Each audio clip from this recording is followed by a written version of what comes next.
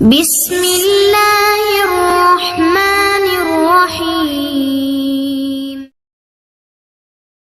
حسن بولا، اے بھوتو، میری آخری خواہش ہے کہ تم انگلی برابر چھوٹے ہو کر مشکیزے میں گھس کر دکھاؤ۔ حسن بولا، اے بھوتو، میری آخری خواہش یہ ہے کہ تم انگلی برابر چھوٹے چھوٹے بن کر مجھے اس مشکیزے میں گھس کر دکھا دو۔ دیکھو میری آخری خواہش نہ ٹھکرانا، اس کے بعد تم میرا خون پی کر گوشت کھا جانا۔ بھوتوں کو حسن کا گوشت کھانے اور خون پینے کی جلدی تھی۔ انہوں نے کچھ نہ سوچا اور سارے انگلی جتنے چھوٹے ہو کر مشکیزے میں گھسنے لگے۔ جو ہی آخری بھوت مشکیزے میں گھسا، حسن نے پھرتی سے مشکیزے کا منہ رسی سے باندھ دیا۔ اب تو جناب بھوت مشکیزے میں اچھلتے کودتے شور مچانے لگے کہ ہمیں باہر نکالو۔ حسن باہر سے درخت کی ایک موٹی ٹہنی توڑ لایا اور مشکیزے پر دھائیں دھائیں برسانے لگا۔ بھوتوں کی تو چیخیں نکل گئیں۔ وہ حسن سے معافیاں مانگنے لگے۔ حسن بولا، سیانے صحیح کہتے ہیں کہ لاتوں کے بھوت باتوں سے نہیں مانتے۔ اب آؤ میرا گوشت کھاؤ اور خون پیو۔ یہ کہہ کر حسن نے زور سے 2-4 بار ٹہنی بھوتوں پر برسائی تو ان کو اپنی نانی یاد آ گئی۔ ایسے برے تو وہ کبھی نہ پھنسے تھے۔ حسن نے کہا، میں تم کو ہرگز نہیں چھوڑوں گا۔ ابھی آگ جلا کر اس مشکیزے کو اس میں پھینک دوں گا تو تم جل کر بھسم ہو جاؤ گے۔ مارے خوف و دہشت کے بھوتوں کی جان نکل گئی۔ لگے آپس میں مشورہ کرنے کہ اب کیا کریں، جان کس طرح بچائیں۔ آخر ایک بھوت نے کہا، بھائیو، اس انسان نے ہمیں نہیں چھوڑنا، کیوں نہ اسے طلسمی تلوار دے کر جان بخشی کی درخواست کریں، شاید یہ مان جائے۔ سب بھوت اس تجویز پر رضامند ہو گئے۔ بھوتوں نے کہا، اے انسان، ذرا دھیان سے ہماری بات سننا۔ حسن بولا، کہو کیا کہتے ہو؟ بھوت کہنے لگے، ہمارے پاس ایک طلسمی تلوار ہے جو عام تلوار جتنی لمبی ہے، مگر 1 2 3 کہتے ہی یہ جتنی چاہو اتنی لمبی ہو جاتی ہے۔ اس تلوار کے مالک پر کوئی جادو اثر نہیں کرتا۔ ہم وہ تلوار تمہیں دے دیتے ہیں، بس تم ہمیں ہلاک نہ کرو بلکہ ہمیں چھوڑ دو۔ حسن دل میں بڑا خوش ہوا اور بولا، اچھا مجھے منظور ہے، بتاؤ تلوار کہاں ہے؟ بھوت بولا، ہمیں باہر نکالو، ہم تمہیں تلوار دے دیں گے۔ حسن نے ٹہنی سے 2-4 ضربیں لگائیں اور بولا، اچھا مجھے بیوقوف سمجھتے ہو؟ تمہیں باہر نکال دوں تاکہ تم مجھے ہڑپ کر جاؤ۔ بھوت مار کھا کر سیدھے ہو گئے اور بتا دیا کہ تلوار کہاں ہے۔ حسن نے تلوار حاصل کر لی۔ یہ بڑی ہی خوبصورت تلوار تھی، دستے میں ہیرے جواہرات جڑے ہوئے تھے۔ حسن تلوار لیے حویلی سے باہر آ گیا اور بولا، 1 2 3، اے تلوار ڈبل ہو جا۔ تلوار ایک لمحے میں ڈبل ہو گئی۔ حسن نے ایک موٹے درخت کے تنے پر وار کیا، درخت کٹ کر وہ جا گرا۔ حسن بڑا خوش ہوا کہ اللہ کی مہربانی سے کیا خوب تلوار ملی ہے۔ حسن نے 1 2 3 کہہ کر تلوار کو چھوٹا کیا اور اندر آ گیا۔ بھوت مشکیزے میں اچھل کود رہے تھے۔ حسن نے کہا، تلوار میں نے حاصل کر لی ہے، اب میں تمہیں چھوڑ دوں گا، مگر تمہیں ایک وعدہ کرنا ہوگا۔ وہ کیا؟ تمام بھوت یک زبان ہو کر بولے۔ تمہیں وعدہ کرنا ہوگا کہ آئندہ اس طرف آنے والے کسی انسان کو تنگ نہیں کرو گے۔ تمہیں منظور ہے؟ بھوت بولے۔ اس وقت تو ان کی جان پر بنی ہوئی تھی، سب کچھ ماننے کو تیار تھے۔ حسن نے مشکیزے کا منہ کھول دیا اور الٹا پکڑ کر زور سے جھاڑا۔ تمام بھوت ایک دوسرے کے اوپر گر پڑے اور جلدی جلدی سیدھے ہو کر اپنے اصلی روپ میں آ گئے۔ حسن نے تلوار کو لہرایا تو بھوت ایک دوسرے پر گرتے پڑتے چیخے مارتے بھاگ کھڑے ہوئے۔ حسن نے تلوار کو میان میں ڈالا اور سو گیا۔ اگلے دن ناشتے کے بعد حسن نے کوڈو اور پوڈو کو زمین پر چھوڑا اور ان کا سفر دوبارہ شروع ہو گیا۔ کئی دن کے بعد اس کا سفر اختتام ایک ایسے جنگل پر ہوا جو سرخ رنگ کا تھا۔ عجیب جنگل تھا، گھاس سرخ، درخت سرخ، ان پر لگے عجیب شکلوں کے پھل بھی سرخ۔ یہ تھا شوں شڑک جادوگر کا ٹھکانہ۔ حسن سمجھ گیا کہ یہ جادو کا جنگل ہے۔ اس نے اللہ کا نام لیا، کوڈو اور پوڈو کو جیب میں ڈال لیا، تلوار ہاتھ میں تھام کر جنگل میں داخل ہو گیا۔ بڑا گھنا جنگل تھا، درخت آپس میں گتھم گتھا ہو رہے تھے۔ حسن آگے بڑھتا چلا گیا۔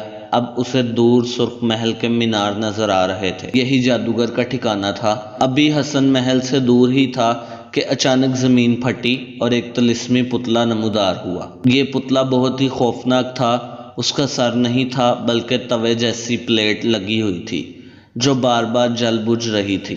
اس کے ہاتھ میں ایک گز تھا جسے وہ گھما رہا تھا۔ اچانک پلیٹ کا رنگ زرد ہو گیا اور اس پر سرخ الفاظ ابھرے، اے بدبخت آدم ذات، تجھے اس طرف آنے کی ہمت کس طرح ہوئی؟ اب مرنے کے لیے تیار ہو جا۔ اس کے ساتھ ہی طلسمی پتلا گز گھماتا ہوا حسن پر حملہ آور ہوا۔ حسن پھرتی سے ایک طرف ہو گیا۔ طلسمی پتلے کے سر پر لگی ہوئی پلیٹ کا رنگ جلدی جلدی بدل رہا تھا اور اتنی ہی جلدی جلدی وہ حسن پر حملہ کر رہا تھا۔ ایک بار جوں ہی وہ اپنے حملے کی جھونک میں آگے بڑھا، حسن نے 1 2 3 کہہ کر تلوار کو 3 گنا ہو جانے کا کہا۔ لمحے بھر میں تلوار لمبی ہو گئی اور اگلے ہی لمحے طلسمی پتلے کی گردن پر لگی۔ پلیٹ گاجر مولی کی طرح کٹی پڑی تھی۔ طلسمی تلوار کے ایک ہی وار نے اس کا کام تمام کر دیا۔ حسن نے تلوار کو چوم لیا اور آگے بڑھنے لگا۔ محل کا دروازہ کھلا تھا اور کئی ہڈیوں کے ڈانچے ہاتھ میں تلواریں لیے کھڑے تھے۔ انہوں نے جو ہی حسن کے ہاتھ میں طلسمی تلوار دیکھی، چیختے چلاتے بھاگ کھڑے ہوئے۔ حسن محل میں داخل ہو گیا۔ شونشڑک ایک کالا اور بہت موٹا جادوگر تھا۔ اس وقت وہ اپنے خفیہ کمرے میں بیٹھا طلسمی گولے میں حسن کو دیکھ رہا تھا۔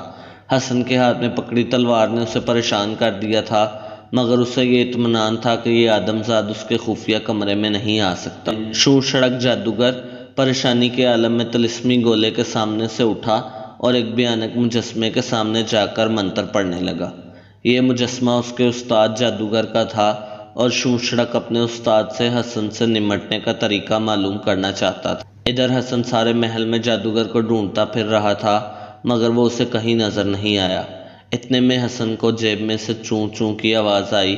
اس نے کوڈو اور پوڈو کو جیب سے نکالا تو اس کے ہاتھ سے پھسل کر زمین پر گرے اور ایک طرف بھاگنے لگے۔ حسن سمجھ گیا کہ وہ اسے جادوگر کے خفیہ ٹھکانے کی طرف لے جا رہے ہیں، کیونکہ یہ پہلے شونشڑک جادوگر کے غلام تھے اور سب راستے جانتے تھے۔ حسن ان کے پیچھے بھاگنے لگا۔ چوہے ایک سرنگ میں داخل ہو گئے۔ اس سرنگ کا اختتام جادوگر کے خفیہ ٹھکانے پر ہوتا تھا۔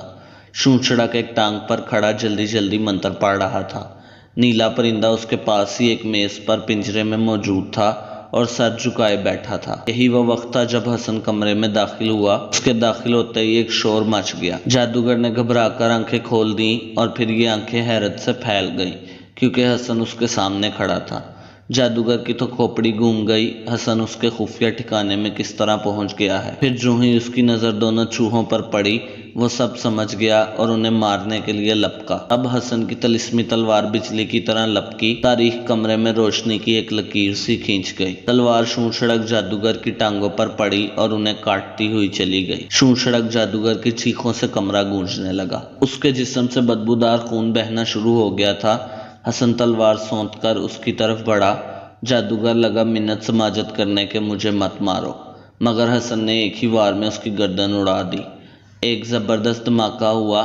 ایسی آندھی اٹھی کہ حسن کو چند منٹ کے لیے کچھ نظر نہ آیا۔ پھر آندھی تھمی تو حسن نے دیکھا کہ سب سرخ جنگل غائب ہے۔ اس کے قدموں میں شونشڑک جادوگر کی لاش پڑی ہے۔ پاس ہی نیلے پرندے کا پنجرہ ہے اور حسن کے دائیں بائیں 2 جن کھڑے ہیں۔ دونوں جن ادب سے سر جھکا کر بولے، اے رحم دل انسان، ہم وہی چوہے ہیں جو تمہیں یہاں لائے۔ حسن ایک جن کے کندھے پر سوار ہوا اور وہ اڑتے ہوئے چند گھنٹوں میں کوہ کاف پہنچ گئے۔ ملکہ پری حسن کو ساتھ لے کر بادشاہ کے محل میں آئی اور نیلا پرندہ شہزادی کے حوالے کر دیا۔ شہزادی پہلے تو خوش ہوئی، مگر پھر فوراً ہی خاموش ہو گئی۔ ملکہ پری نے پوچھا، شہزادی کیا بات ہے؟ شہزادی بولی، اے پری، یہ نیلا پرندہ جب میں نے خواب میں دیکھا تھا تو خوب چہک رہا تھا اور گا رہا تھا، مگر اب یہ بالکل خاموش ہے۔ آخر یہ چہکتا کیوں نہیں؟ پری چھت سے لٹکتے ہوئے سونے کے پنجرے کے پاس آ گئی جس میں وہ نیلا پرندہ بند تھا۔ وہ بڑی اداس حالت میں گردن جھکائے بیٹھا تھا۔ پری نے پرندے کی زبان میں کہا، تم اس قدر اداس کیوں ہو جبکہ تمہیں اتنے خطرناک جادوگر کی قید سے نجات مل گئی ہے؟ پرندے نے ایک آہ بھری اور بولا، مجھے قید سے نجات کہاں ملی ہے؟ میں تو سونے کے پنجرے میں قید ہوں۔ وہاں بھی پنجرے میں تھا اور یہاں بھی پنجرے میں ہوں۔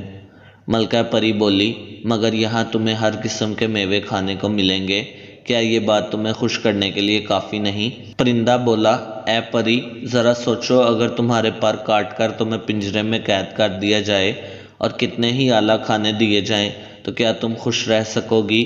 ملکہ پری کی سمجھ میں بات آ گئی۔ اس نے کہا، واقعی آزادی سب سے بڑی نعمت ہے۔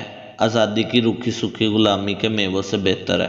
سبز پری نے یہی بات شہزادی کو سمجھائی تو شہزادی بولی میں اسے ابھی آزاد کیے دیتی ہوں مگر یہ وعدہ کرے کہ کبھی کبھی میرے پاس آ کر مجھے اپنی خوبصورت آواز میں گیت سنایا کرے گا۔ پرندے نے وعدہ کیا تو پنجرے کا دروازہ کھل گیا۔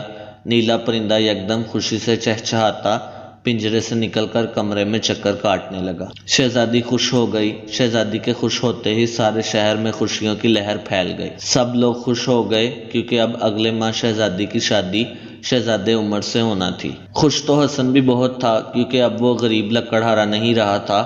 طلسمی تلوار کے علاوہ ملکہ پری اور بادشاہ نے اسے اتنی دولت دی تھی کہ وہ بہت امیر آدمی بن گیا تھا۔ اگر آپ کو یہ کہانی پسند آئی ہے تو مزید اس طرح کی کہانیوں کے لیے میرے چینل کو سبسکرائب کریں اور بیل کے آئیکن کو پریس کریں تاکہ نئی کہانیوں کی نوٹیفیکیشن آپ کو سب سے پہلے مل سکے۔